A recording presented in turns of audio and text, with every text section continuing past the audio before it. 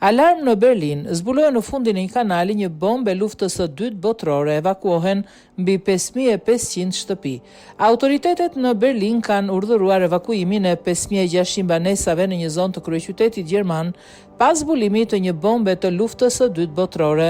Policia ka vendosur një perimetër sigurie prej 500 metrash rreth vendit ku është gjetur bomba. Brenda kësaj zone ndodhen mes të tjerash një shtëpi të moshuarish, një qendër për të pastrehët dhe një çerdhe.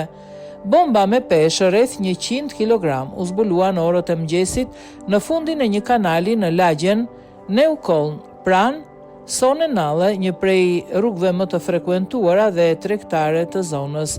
Pas zbulimit, bomba u nxor nga uji dhe u vendos në një platformë lundruese. Sipas policisë, ajo do të transportohet me vinç drejt bregut, ku ekspertët e çaktivizimit të eksplozivëve do të kryejnë procedurat për azhësimin e saj. Ndërkohë, operacioni për evakuimin e banorëve ka nisur dhe pritet të zgjasë disa orë.